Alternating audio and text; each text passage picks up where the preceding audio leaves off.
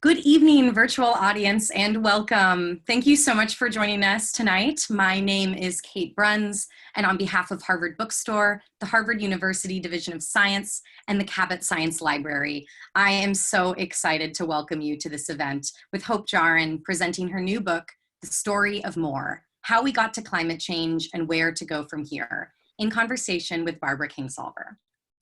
Tonight's event is the latest installment in our Harvard Science Book Talk series. We are so excited to continue the work of bringing the authors of recently published science-related literature to our community during these unprecedented times. We have 3 exciting science book talks planned for this September.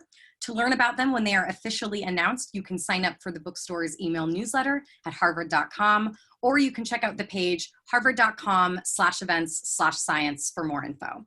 We also have a science research public lecture series YouTube page where you can see any previous talks that you might have missed. This evening's event is going to conclude with some time for your questions.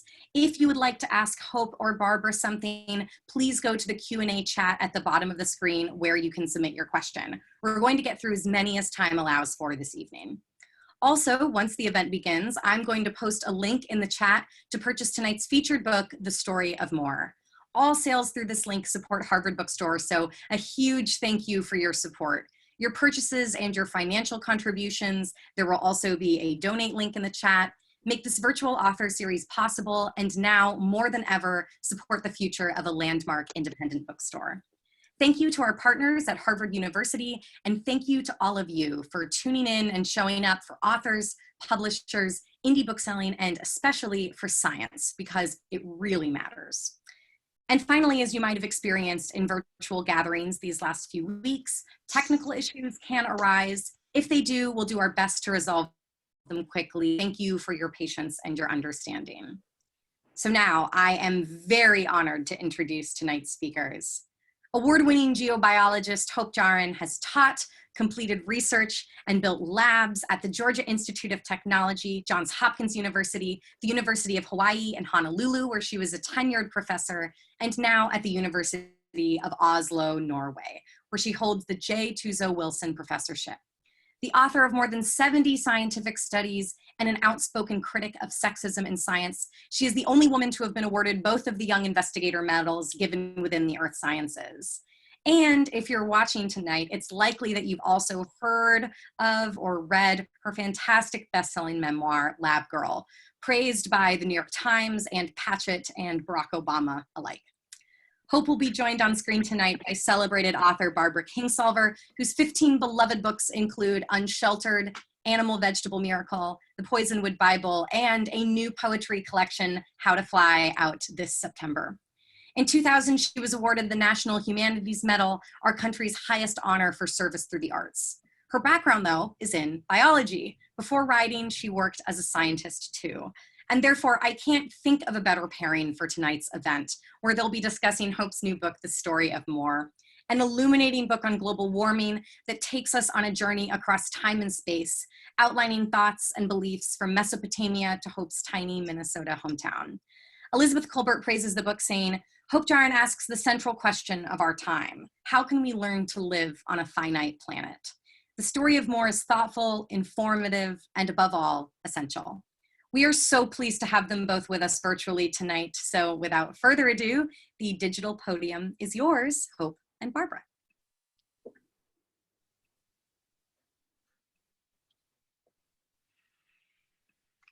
Thank you so much. It's really a joy to be here tonight. It's night for me. I'm in Oslo, Norway. It's the middle of the night, but it's still light out. Next to me on your screen is Barbara Kingsolver. It's wonderful to meet her as I did today, and I'm looking forward to hearing what she has to say and what you have to say in terms of your questions. But mostly what you have to say. I am really excited to be here with you, Hope, and I loved Lab Girl so much that I jumped for joy when I got a galley of The Story of More, and I love The Story of More. And it's as Kate said, it's a timely book. It's an essential book. It's also a beautifully written book, and it's funny, which nobody else has managed in a book about climate change. So I'm just so happy that this book is in the world, and excited to help other people know about it. And maybe we could start by hearing from you a little bit about how this book came to be. You say in the first chapter that the book grew out of a class on climate change that you taught for many years under orders from your department chair. It wasn't your idea, evidently, but you did it, and I'm sure you did it well. I have a feeling this was a wildly popular class because the book is so good. You have to be a great teacher, but that's a big leap from teaching to writing. I can see how a person would want to make that leap because you have the option of reaching, instead of 50 people in a classroom, 50,000 people in the world or something. So sure, lots of people would like to make that leap, but you did it. How did you do it? What was your process? What moved you to do this?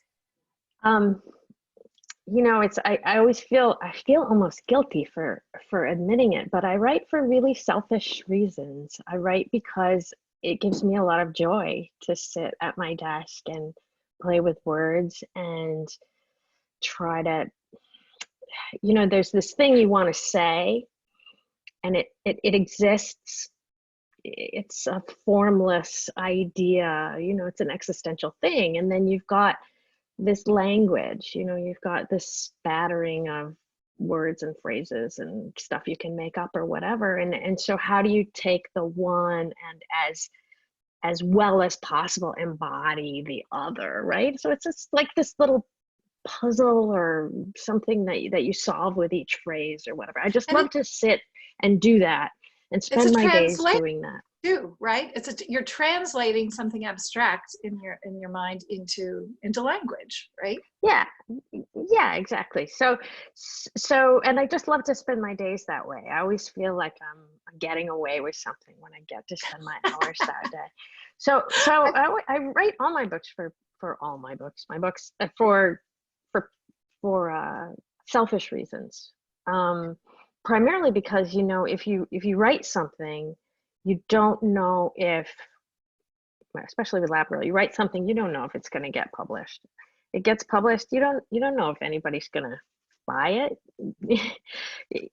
If they buy it, you don't know if they're going to read it. If they read it, you don't know if you're going to like it. So you better do it for yourself. You better do it so that you can say, I did this. This is something that I had in my life. And so Lab Girl was really about me making sense of my own life. It was a selfish exercise in, I'd lived all these places and I knew these weird people and I'd done this stuff and figured out some things, and none of it really made much sense. It was just this weird jumble of stuff. And then I wrote it down, and all of a sudden it was my life was a story with a beginning and a middle and, sort of an end. And I used it to make sense of my life. And I thought, well, if that's what I get out of it, that's a lot. And then it turned out that people wanted to read it, and enjoyed it, and things got crazy. And then so I decided, now what? Now what? So I'm a scientist. So what does that mean? Basically, all that means is that I've spent a lot of years doing stuff that people in other walks of life haven't. Right? So I've walked down this path where I've learned to read papers, and I've learned to do experiments, and I've learned, how to statistically test outcomes and all this kind of stuff. And people that have walked down the path of being a nurse or becoming a dentist or driving a truck of farm equipment, they haven't walked that path. So I spent 25 years walking that path. What did I get out of it? What is the most important thing I really have to say to somebody that I got out of this path? This has to mean more than me just keeping busy for 25 years on this, on this path, or staying on, managing to stay on the path and not fall off of it or whatever. So the story of More was really about me making sense of my time. It was about making sense of what does it mean to be alive on the earth right now? What does my training and the path I've walked tell me particularly about what it means to exist at this particular crossroads in human history? And it also came out the same time I turned 50, right? So that's kind of this nice chunk of time of, half century. How have things changed over the decades of my life? What does it mean for me to have been alive during these decades right now? And that's the question I answered for myself, again, as a selfish exercise. Well, And it became the story of More. I would argue that it was much more than a selfish exercise. It was a very honest exercise and very helpful to a whole lot of people beyond yourself. There's no subject that's more important for all of us to know more about right now than this one that you've covered in the story of More. And I'm just going to say, you may not realize this, but you're a really special scientist. I've spent a lot of time around scientists. When I went to graduate school, most of my professors, if you ask them a question, would turn around and answer by writing an equation on the blackboard. Well and good for the handful of people who know that language. Most of the people in the world don't read that language. And I also discovered in graduate school that there are few people, a very few special people, who could answer those same questions in the English language. And I figured out a couple of things. One is that if you understand a subject really, really well, you can explain, no matter what it is, you can explain it in language, which is something you do. Another thing I figured out is that most scientists don't really necessarily want to do that, to explain in language that everybody can understand, which is what you do so beautifully. I'm wondering, do you think we have a cultural problem in science? I mean, we've reached this crisis where a lot of people aren't listening to scientists, have just kind of written off science, and it's easy to blame, the non-listeners. But what credit for that problem do we share as scientists, do you think, if we can't talk across the divide, if we can't work hard enough to try to make these big concepts more comprehensible? Yeah, I mean, I've done both, right? So I've written a lot of papers in this coded language that, you go to grad school to learn, and then you become proficient at it, and, you talk about things in the third person, and you always use the passive tense and all this kind of stuff. And I've also written now books with dialogue in them. I mean, that's one reason I wanted to write. There's certain things you never get to write in science. And number one, you never get to be funny, ever. Even if you're a funny person, which I like to think I am, and you never ever get to write dialogue, right? So there are fundamental structural differences in these kinds of writing. But I can say, after having done a fair bit of both, it's much, much harder to write for the public than it is to write in the rarefied atmosphere of your own expertise. It becomes, there's a formula, you stick to it, you build on what you know. When you talk about something and explain it and start from a shared place, you begin again. You make, it's like butter. You have to make it every day because it doesn't keep, So you start from, if you say, I'm going to explain this, and this was one of the challenges I gave myself. I'm going to explain this really important thing that has given me so much joy and has made me grow as a person. I've spent so many hours on. I'm going to share it with you using only words that we both use. on a daily basis, right? So that's the challenge, is how much of that can I embody without falling back on this, you know, rarefied code that shortcuts and excises, you know, all the joy and all the uncertainty and all the failure and all these kinds of things. What if it's, you know, it's a challenge to write like that. And it's also, you know, and you've got a lot of other balls to keep in the air. You've got to keep somebody's interest. You've got to convince them that something so far outside their experience is important. You've got to put them in a place where they're ready to hear something new. You've got to convince them that you respect them and that you believe that they can understand what you're trying to say. I mean, I look at a lot of science writing and I think that that's the key thing that's really, really missing, is respect for the reader. Exactly. Respect and some empathy, some theory of mind, some empathy for where that person is coming from and what they care about, rather than just assuming they care. I would also ask you, do you find there are costs to, I mean, because we really have two cultures, you know, we have science and we have the arts, and very few people cross over. I've found in my life, as a person who, you know, as a bat, you know, who's neither bird nor mammal, or kind of both.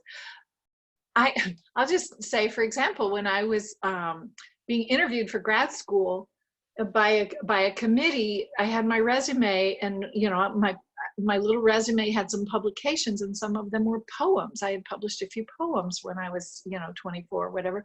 And the head of my committee said, "I see there's some poetry on here." And I said, "Yes, sir." And he said, "There won't be any more of that here there." And I said, "Oh, no, sir." Yeah, sure. All right. And I would like to think that things have changed since the 80s, but I have a feeling that problem still might exist, that you may be taken less seriously as a scientist or something, or there may be wires crossed when you do start to get known for being someone who is communicating well with the public. It's like you're airing the laundry or something. I don't know. Do you find that? Yeah, I mean, if people want to write you off, they're going to write you off, and they're going to find a reason why that's the right thing to do. I don't know. I think at the root of that, science is actually very invested in believing that science is a very hard thing that not everyone can do, right? Even as, and I say that to my colleagues sometimes, it's like, do you really want to live in a world where everybody can do science, right? I mean, so everybody can hum a tune, right? Everybody can sing a song. Is that part of the reason why, if you're an aspiring singer and you train at Juilliard and everything like that, you can't expect to make a living wage working 80 hours a week, right? I mean, so we assign value to different skills. And for whatever reason, your scientific training gives you skills that are assigned a very high value. And so the science does have a vested interest in safeguarding access to that language, to that coded language. And if everybody understood that stuff, would it be so hard and valuable and necessary and employable and stuff? And language is the key to sharing it, to breaking that rule. Sharing it.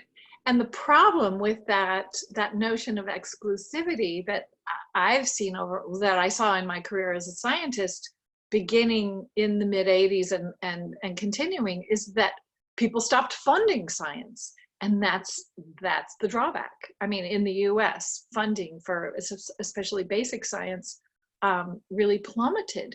And that's the cost. If you're not willing to let people really know what you're doing and the beauty of what you're doing and the wonder of what you're doing as a scientist, they're not going to foot the bill.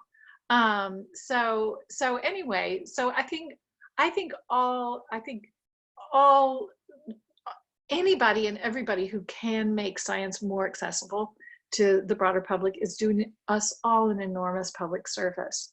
And I think that another value of this book and your previous book is that you also make scientists accessible. You do a great job of explaining what a scientist really does and is, and what science is, which a lot of people don't even know.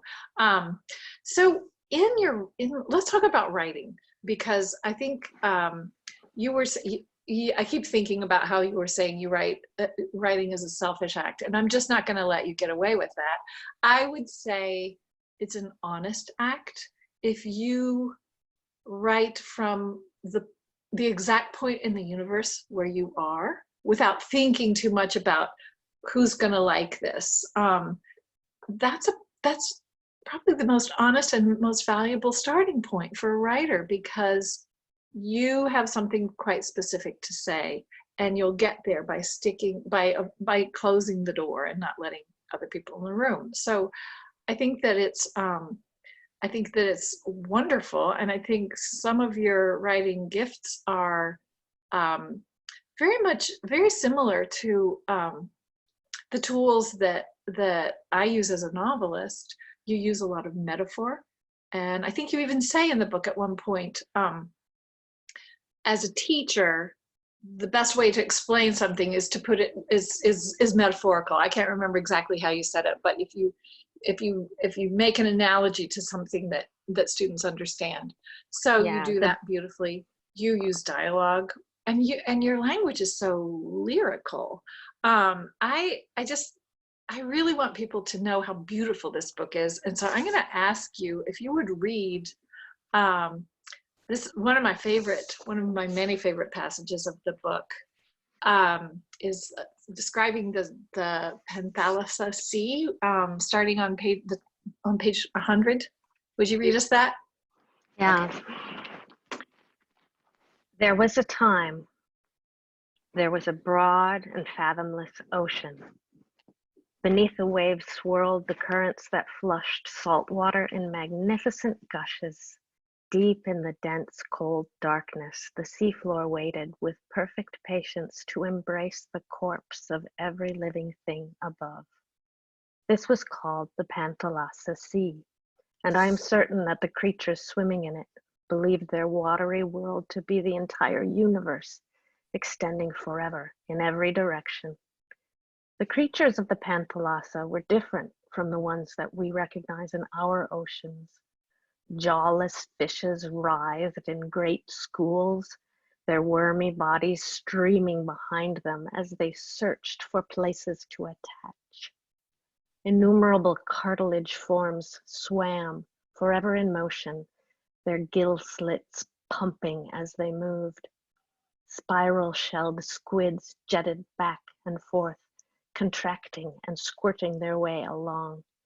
Sea lilies swayed, tethered to the bottom by their roots, their animal petals filter feeding on the small and weak that floated by. So beautiful.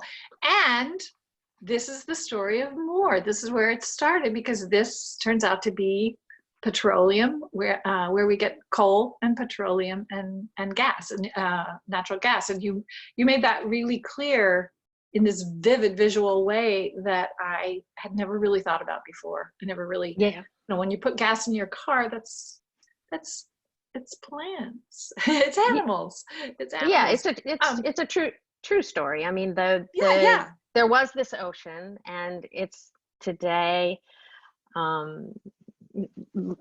located, well, one of these oceans is located where the Middle East is now, and all this alive stuff was dead, and then it was compressed, and now it's the vast oil reserves of the Middle East. The fact that oil isn't everywhere is because there weren't oceans everywhere. There were different things. Some places there were forests, and those forests are now where we find coal. Yeah, it's beautiful. And another thing I really love about the book is how engaging it is.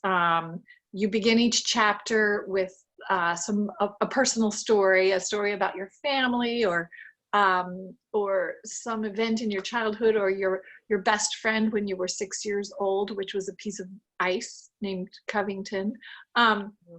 This is such a great strategy for a book that's about, let's face it, a lot of stuff that we kind of don't want to hear about. But this is, I mean, it's a trick of the trade. I mean, I use it in fiction as well. If you can get the reader on board, you can take them places that they didn't think they wanted to go. And then in the end, they say, oh, wow, I'm glad I went there. And you do that by doing this very unexpected thing for a scientist, which is you're so friendly. You become our friend, which is so valuable, because nobody learns anything from being talked at or lectured. We take information, I mean, and sociologists have proven this over and over. We accept information from sources we trust. That's it, only. And you become this trustworthy friend in the book. How is it that you are a crackerjack scientist and also able to do this thing where you write in this very compassionate and empathetic and friendly way? I mean, maybe that's a weird question, but do you have any insights on that you feel are relevant to your writing? A lot of it goes back to my father. My father was a community college teacher. He taught all the sciences at a rural community college in Minnesota for 42 years, consecutive years. So he taught and taught and taught. And he was always that guy, you know, he was always that teacher. And so when I was little, you know, it was, I hung out in his lab and he taught me stuff and stuff like that. And so I think picking up that, you know, you learn best when you're in an environment where you feel safe and calm and relaxed, and like the person who is telling you something likes you and believes that you're good inside and believes that you're capable of learning whatever it is they're telling you, and believes that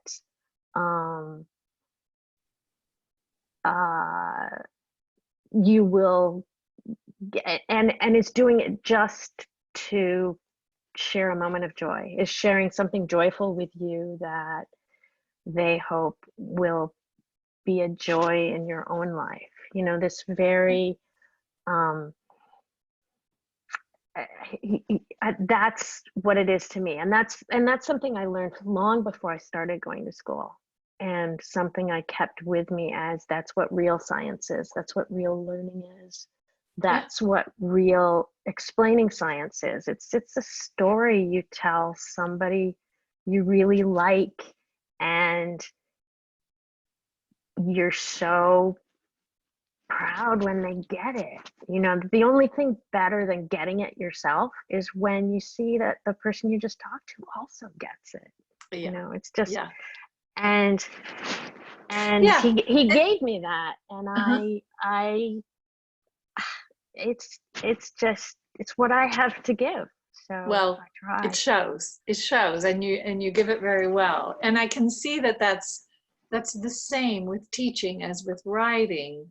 The difference, of course, is when you write a book, you don't get to see that moment, you know, of the reader's comprehension. But I always feel like the art is only complete. I mean, when I write a book, it's half done. It's finished when someone reads it and gets it. And so, yeah, that connection is so crucial. Were there, so I'm going to say that I found lots of surprises in this book.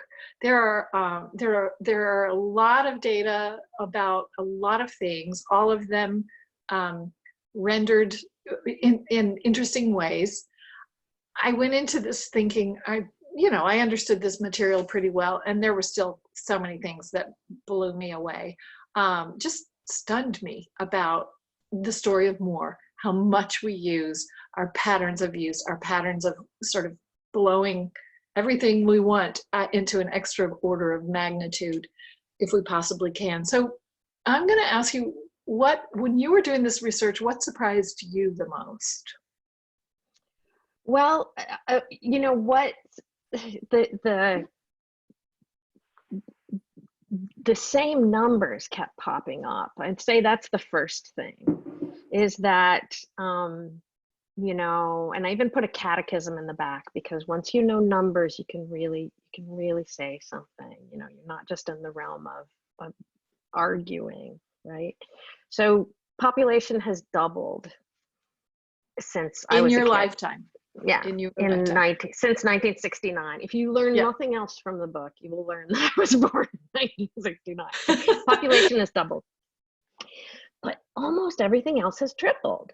Food production has tripled, grain production has tripled, meat production has tripled, electricity production has quadrupled, oil usage has tripled. Some things are off the charts. Sugar production has quadrupled. Plastic production has increased by 10 times. But this several times more than this huge population growth, which we're generally aware of, was outmatched by the production of so many tangible goods and, of course, services, right? Leading to waste. Leading to massive amounts of waste, because it was extremely poorly distributed across this configuration, right? So that was the other, so that was something that kept coming up, and I said, you know, this is really the story of the book. It's a story of more, and this is the shape of the more, and this is what I want to communicate. But I think the night that, and I love to sit at my desk and do this, and, you know, even statistics that aren't, you know, very sunny, you know, mortality rates and stuff like that. I enjoy looking for patterns in data, etc. But there was one night where I was just like, usually I go home and I keep talking about it. I can't stop talking about it. I go back to my computer or whatever. And there was one night, and this rarely happens, where I just pushed back my chair from my desk and said, you know, I'm going to walk home. I'm not going to take the train. I can't. I can't. And it was the day when I figured out that the amount of food that is wasted within the richer countries of the world is calorically equal to the amount of food needed to bring everyone on the globe up from undernourished or malnourished to a life-sustaining amount. So the amount that we waste on one side of the planet is enough to feed everyone who suffers on other parts of the planet, right? So so it became very clear to me that, you know, all of the want and suffering really in the world is due to not the Earth's inability to provide, but it's because of our inability to share. And I think that's, to me, that was a huge moment of learning. And I had to go home and think and say, what now? You know, so if I say that, like that, what do you say next? What do you say next? Well, what you did say was remarkable. I mean, I think it's one of the most remarkable sentences of the book, because you said, let me get it exactly right. You're not sure whether to feel more depressed or hopeful about that. That's such a good point, because there is so much hope in understanding that we don't have a production problem. We have a distribution problem. And if I can click on my computer and order a pair of shoes or a coffee maker, and like 15 minutes later, I swear I hear the UPS truck coming up my driveway, we can solve a distribution problem. Some of the most beautiful parts of this book for me were that clarity about how soluble these problems, or solvable, I guess I should say, these problems really are if we just think outside of our sort of our hamster wheels of trying and trying to make more and more. And by the end of the book, I mean, about 80% of the book, I think 85% of the book is a very lovely story of what is and how we got here. And then the last 10 to 15% of the book is like, what next? What could be done? And what really has to be done pronto, because we're just at this moment when we have to do a lot of things really quickly, but they're very doable. I finished this book feeling really hopeful. Even despite all the scary information here, you still sound so positive, so hopeful. Can you tell us why that is and how that is? Because we really, really need that right now. Yeah, I mean, it also comes from examining the numbers, sometimes within the mechanism of the problem is the process of the solution, right? I mean, these things that are causing all these problems were things that we somehow lived mostly without even 20 years ago, right? So it's not, so this has happened so fast, it's not inconceivable to imagine a world without them. Right now is, COVID is a terrible disease. We all hate it and wish it had never come, but it's teaching us things. It's teaching us that we don't all have to be in the same room all the time from all the four corners of the earth in order to transact every interaction and learning and business and whatever. We are learning that a lot of the things we're so locked into doing, traveling and shopping and eating and the way we spend our time and our resources, a lot of them turned out to be optional on a very basic level. And such as we are now this event that we're having right now. While you are in Oslo, I'm in Southwestern Virginia, and our viewers are everywhere. And look, it's working, I think, I hope. Yeah. So it's, yeah. And hope is something, it's an existential, I don't know if it's a feeling or an attitude or whatever, but I don't know if it can be explained in rational terms. It's not probability. It's not, if you study every night for a semester, the probability you'll get an A is high.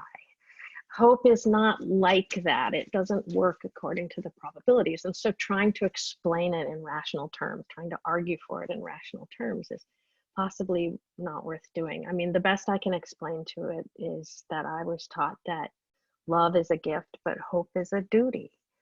And if we are able to hope for something, then we are obliged to work for it. I mean, one thing I also say in my book is that being hopeful requires courage, and it takes the most courage to not criticize institutions or policies and things like that. It takes the most courage to look at your own life and to take stock of where you use energy, where you don't, what you buy, what you need, how you could be different, how you couldn't be different, how you invest, all those kinds of things. We have to ask ourselves that about our own lives, because listen, nobody's ever going to ask on our behalf. I've been a scientist for 25 years. I've worked with environmental scientists calling for policy change, demanding policy change, begging for policy change. I haven't seen any of that policy change. People tell me that your own actions won't make a difference until we have policy change. Well, I'm not ready to wait any longer for these magical policy changes. I'm ready to look at my own life and to ask you humbly and to give you the tools to look at yours and to tell me what you see. because every great change in history has begun at the personal level, whether it was the abolition of slavery or women getting the vote. Women didn't wait around to get the vote. We'd still be, and you say in your book, I just feel kind of like we can't change policy if we can't change ourselves. And if we can change ourselves, we can show ourselves and our neighbors and other people, look, I can have a happy life while using 40% less energy or something. That spreads, right? That's contagious. It gives it creates more courage. I think the resistance to climate change is very fear driven, and I think personal changes are a good antidote to that fear. And I don't know what the best change for you is. You know, if I teach you Newtonian mechanics, if I teach you, you know, F equals ma, I don't know whether you're going to use that knowledge to build a bridge or to build a weapon, right? It's not, I have to trust that if I give you those tools as effectively and as honestly as I can, you will do the soul searching to discover how to make those tools work best for you and to support the things that you love. But my job as a teacher ends after giving you the best information I possibly can, because, and especially, you know, I hope this book goes to young people because they understand the world that they're growing into far better than I do. But I do want them to know how we got here and how much I respect how much they care and how hard I tried to write it as a story that anybody can have. You don't have to take my class. You don't have to enroll in the university. You don't have to learn this code. You can just have it. I wrote it down. I did my best. Here it is. It's for you. I hope you like it. You will. You will. I think this is a great time to open the floor to questions. Wonderful. I am so happy to turn it over to questions. We've received quite a few. Let's see. I'd like to start with a question from Nell Scoville, who asked. Hi. I know. Oh, talk about funny people that are funny.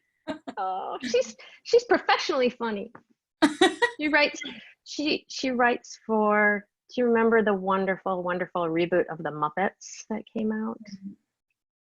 She writes those jokes. What a wonderful thing. Well, thank you for watching, Nell. And she has a question for you both. This is a great one. Do you think the pandemic has given the world an opportunity to disrupt rampant consumption and remake consumerism?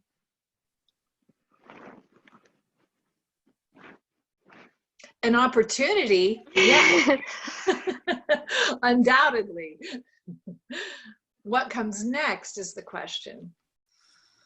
Like, does it stick? What do you think, Hope?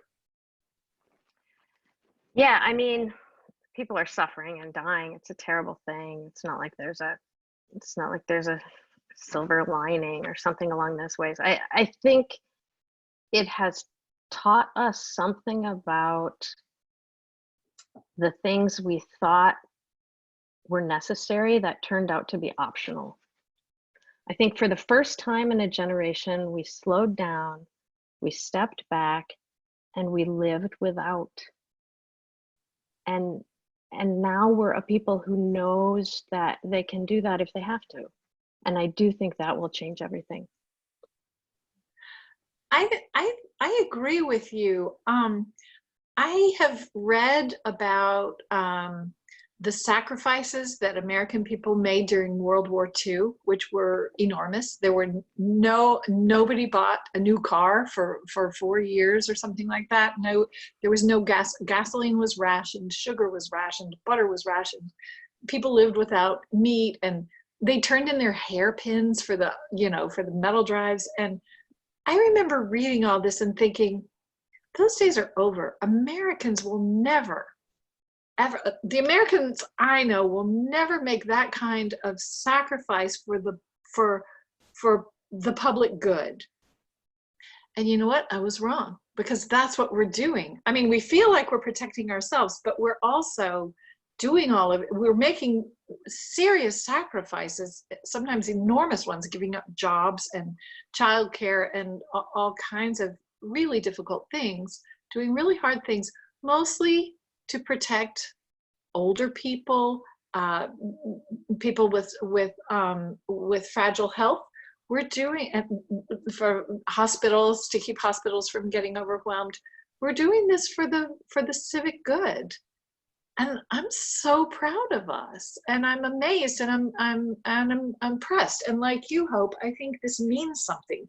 We've seen ourselves do something hard. We are capable of continuing to do hard things for the greater good of trying to address climate change.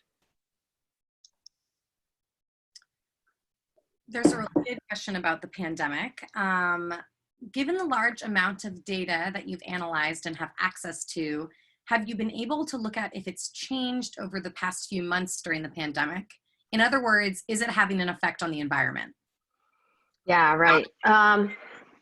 Yeah, right. So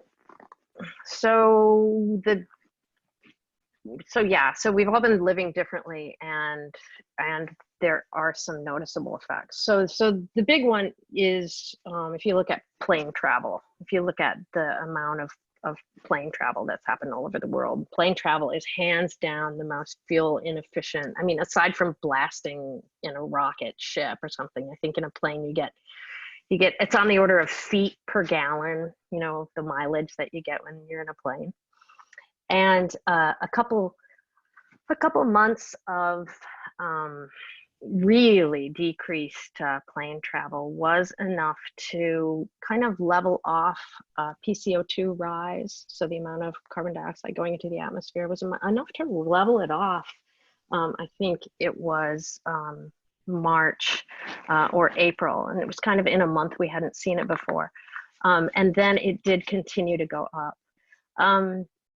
The difficult part of that question, the difficult part of answering that question as well as I'd like to, is that the feedbacks associated with making a change, making that blip, are long, right? Are we going to see, you know, turning the ship around is going to take a lot more than a blip, right? I think there's a lot of glory to be gained from writing those papers. I think within a year, you're going to see more and more papers published to that effect. You know, what is the effect on armadillo populations in Texas with less people commuting on the highway and splattering them all over the roads? You know, I mean, there's just so many ricochet effects that are coming off of how we've changed our behavior. A good year for armadillos.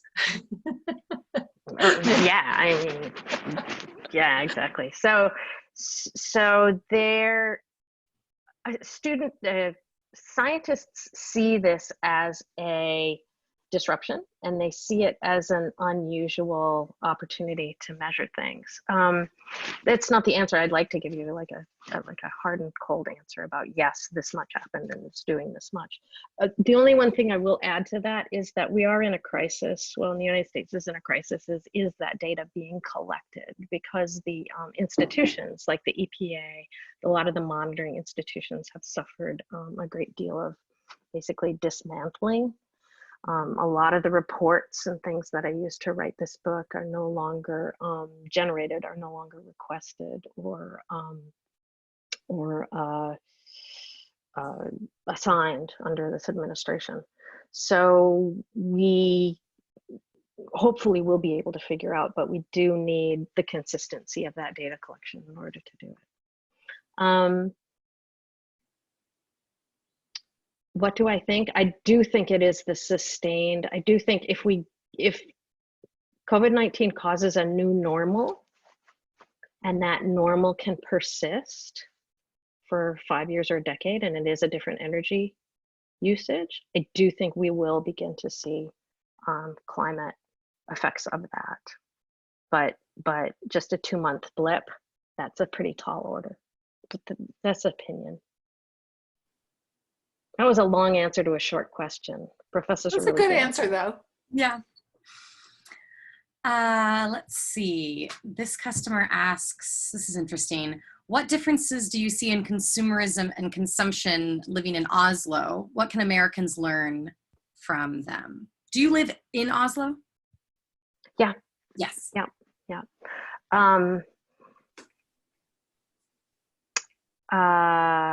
Yeah, I get a lot of questions about Norway, how Norway has handled COVID, how Norway handles everything. The most important thing to remember about Norway is it's 5 million people. So it's a country with a population the size of metropolitan Atlanta. So the things that we do here, it's much easier to motivate and organize 5 million people than it is to motivate a much more heterogeneous country, 300 million plus that you have in the US, right? But that being said, consumer, so COVID was this thing, and I think we first found out about it somehow March 3rd or so. It seemed like it was in Italy or Denmark, and March 12th, we found out at 4 o'clock the university was closing, and we had to be out of there at 6, and we had to be in our homes. And my kid found out he would not have school the next day, that Thursday. I don't remember if it was the day before or the day after. We were sent home to our homes, and we were told only to go out to go to the pharmacy or go to the grocery store. And it was like that for many weeks. So there was almost no consumption during that period. And it really hasn't picked up since then. I don't know if that's exactly what the question was about. Consumption patterns over here, yeah? Yeah.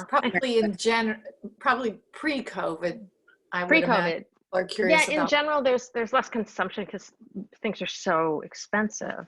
I mean, relative to your paycheck, you would never go out and buy a package of 15 pork chops, like, or standardly, you find at Costco or whatever, because, pork chops are $8 each or something like that, right? So the cost of things relative to your wage is much higher. So you don't acquire as many things, but you don't pay for as many services. So you don't pay tuition, and you don't pay health insurance, and you don't pay, et cetera, et cetera. So it's an interesting way to organize a country. An anonymous attendee says, how do you think that beauty and joy and love, as found in both of your books, counter climate change fear? I think that fear and guilt can trigger inaction just as often as they can action. So I'm very interested in the positive side of motivation for change. Well, Barbara is a is a virtuosa at writing about love and joy and things like that. So I'm going to let her take a stab at that one first. Well, I was going to throw it to you because here we are, because you said something. You wrote in your book that you said my goal is to inform and not scare you, because something I'm paraphrasing. Teaching has taught me to know and respect the difference. I so agree with that. Frightening people gets us nowhere. I think that one of the great values of art, of any kind of art, whether it's visual art or music, or but I can speak specifically to fiction, is that we can engage with a reader, we can gain trust, and as we were saying before, we can sort of create this common ground. And it's just what you were saying, Hope, earlier about teaching. When you create an environment in a classroom, as your father did, of sort of relaxation and joy and trust, then the music starts to happen, the art starts to happen, the science starts to happen, the communication starts to happen. I think the real tragedy of the polarized climate of my country, of where I'm living right now, is that we're also fixed on being right and the other person being wrong, that any conversation begins with "you idiot," and then the conversation is over because nobody's going to listen anymore. And something that we can do through art, and I mean, probably many people, I mean, this translates to many other professions, if we can begin the conversation with breaking bread, with once upon a time, with here, tell me about yourself, with here's something that you and I share, we can go from there into the areas where we may not agree, but we may learn from each other. Yeah. But it has to begin, you have to invite someone in with something good. You don't invite anyone in with a sign on your door that says either, "This is terrifying," or "You're really stupid." I mean, nobody's going to come in the door. I also think, you know, this is the price of admission, right? I mean, every generation is fated to struggle with the specter of their own Armageddon, right? Or their own annihilation, right? And this is ours. You know, I mean, you think of the great plagues of the past that people didn't understand and caused so much hardship, and you think of how close we came to nuclear annihilation, and you think of the looming famine associated with the population boom of the 1950s and 60s, and there's a component of it that is about keeping the faith, about accepting that as part of the entrance fee to taking a turn on the planet as a person, and that eventually solutions came to all those great ills, and it was too late for many people, but it wasn't too late for all, you know. And so it's we get to be part of it, and it isn't supposed to be easy, I guess. I'm supposed to be a scientist, but you hear me going back to, my spiritual position, or my existential position, or my, how I view life. What is life for? What am I for? What am I trying to get out of this? And just like, the Greek gods has to struggle with their insufficiencies and curses, and they brought it on themselves, and they tried to avoid it, but they couldn't. And yet there was always somebody left at the end of it to tell another set of stories. And I think some of this is the all part of the pain and the joy that comes with the ticket, comes with the price of admission.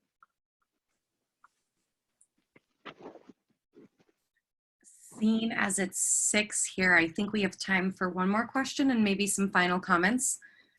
Let's see. I'm going to go with this one from Rebecca Gogwin. As two amazing storytellers, what advice would you give to the rest of us to help shape people's mindset on the distribution problem? How can we encourage people to want to make more of less? And this ties on to what I think you were both saying just now.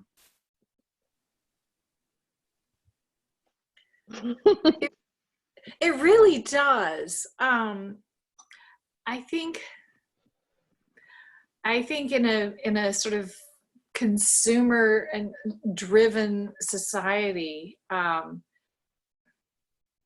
we have in the grain this fear of missing out, fear of not having something that everybody else does. I mean, good Lord, it starts in middle school, right?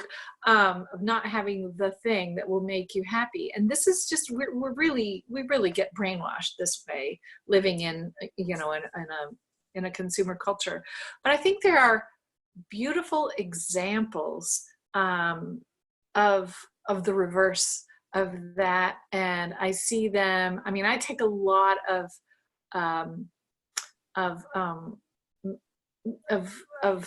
faith and strength from my younger friends, my millennial friends, people who have really made a life of enjoying less rather than more. And I think for me, a great example of this is the local food movement that I have gotten kind of deeply embedded in, when we figured out that eating locally and eating in season means you're actually eating much better than, you know, than when you're just being force fed by the industrial pipeline. That actually a ripe August tomato is such a happier thing than this horrible thing that you get from the grocery store in January that spent all of its life in the boxcar. If you slow down, you know, the slow food movement is a great starting point for how to inspire people with the beauty of smaller and slower and quality over quantity. And I think that the pandemic in which we're living right now is a really great opportunity to explore this. I think that a lot of people are learning to cook, maybe for the first time, having conversations with their children. And again, as Hope said, this is not to say anyone asked for this, but it's an opportunity to understand how, I mean, I'm sitting here in my office, right in my house right now, talking to you and enjoying this forum that I would not have done if I had been required to fly to Boston or to wherever for it. I just wouldn't have. So there are great opportunities in retooling and scaling back. I think that being creative and finding these opportunities and living them and sharing them with our neighbors is a great way to do that. What do you think, Hope? I think about, well, yes. I think about, I do a lot of gardening because I can't get into my lab and I can't grow plants and kill plants in there. So I'm doing it in my yard. So I was in my yard and I've got this thing, and it's not really a plant. It's not really a bush. It's just one of these volunteer things. And I'm thinking about digging it up, and my neighbor comes over. You know, I'm dealing with Norwegian vegetation and stuff. He comes over, he says, you know, you don't have to dig at that thing all the time. You just have to not water it for a few years and it'll go away, right? Just put a plastic thing on it, make sure it doesn't get any water, it'll go away by itself. And so I always think about, you know, money is like that. You know, you're watering things when you spend money. So if you want something to go away, you can just kind of stop watering it, right? And I tell that to my students a lot because, you know, they don't have a lot of money or whatever, but they walk around and they buy, you know, a latte, they buy stuff on the street, they whatever. And which place are you going to buy the latte at? Which what can you find out how they treat their employees? Can you, these kinds of things. And I try to instill into them that these are choices. Like you make, that your consumption is actually the sum total of hundreds of little choices that you make all day. And that the first part of knowing where the big changes are is to kind of take stock of where all your small transactions are going. And that's what I like to talk about. I don't want to tell people what to buy or not buy or eat or not eat or this kind of thing. But if you stop, but if there's just something to that, and I haven't quite figured it out yet. But if you don't, sometimes all you have to do is just not water it, and it'll die. It'll stop growing. You don't have to dig it out. You just have to stop watering it. Does money work that way? Absolutely. Well, I think that's all the time we have, but I think that's a great ending note for this conversation. I would like to thank you both so much for being here in the virtual cyberspace and for having this wonderful conversation tonight. Thank you for all of you out there who are attending. It looks like there's 350 of you at least. Feel free to learn more about this important book and purchase The Story of More on harvard.com. Seen right there. On behalf of Harvard Bookstore, the Harvard Division of Science, and the Cabot Science Library, all here in Cambridge, Massachusetts, have a wonderful night. Please keep reading and please be well. Thank you, everyone. Bye.